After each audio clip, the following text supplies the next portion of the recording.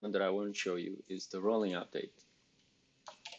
So I have this deployment in Kubernetes, and I've set the type of it to be a rolling update. And I've set also 10 replicas. So let's see what happens here. Let's give it a few seconds so the cluster is up. And I'm going to trigger a rollout here. So as you can see, in this case, new containers are being created one by one, and all containers are being destroyed one by one. Basically, it's exactly the same behavior as the stateful set, and we're going to show you how we can control that.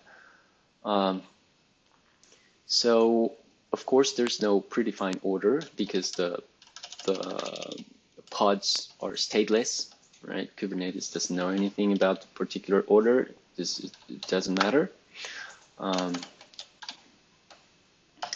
going to trigger a restart again so we can see it again, right? So containers get created one at a time. In this case, we can see that there are multiple, like terminating at the same time, but it's probably because the image is just hanging there. But they get created one by one and destroyed by one. But this is basically the same behavior as a stateful set. And basically, the way we control this is with these two settings. So the first one is max search, and the second one is max and available.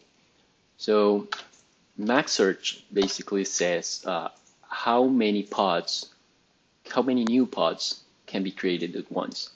In this case, we're telling Kubernetes, hey, create only one at a time, right? New pods one at a time. And max and available means how many pods can be available at any given time. So if I say 0 here, this tells Kubernetes, hey, keep 10 replicas online at all times, right? So this tells Kubernetes, okay, create one.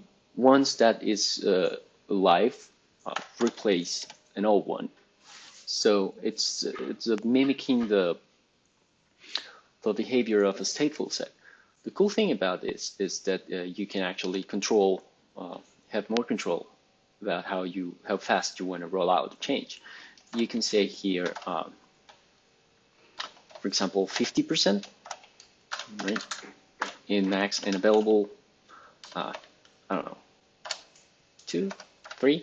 You can use percentages and you can use numbers, right? Regular numbers. So in this case, it's the percentage you have to find here. Or max and available, you can say just the regular number of pods. And so let's apply this again. And I'm going to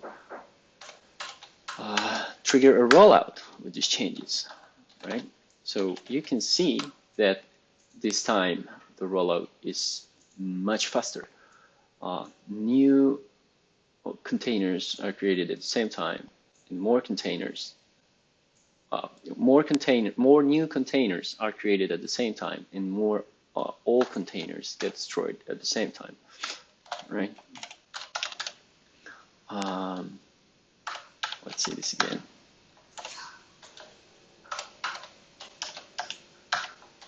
Right?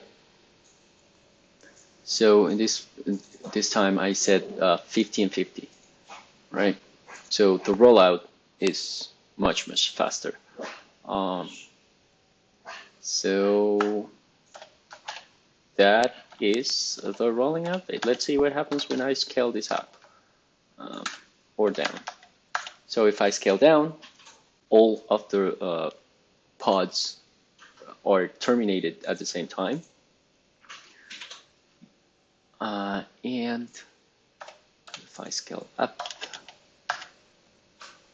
all of them, well, actually, it's defined by the max search that you just created. So that's a rolling update.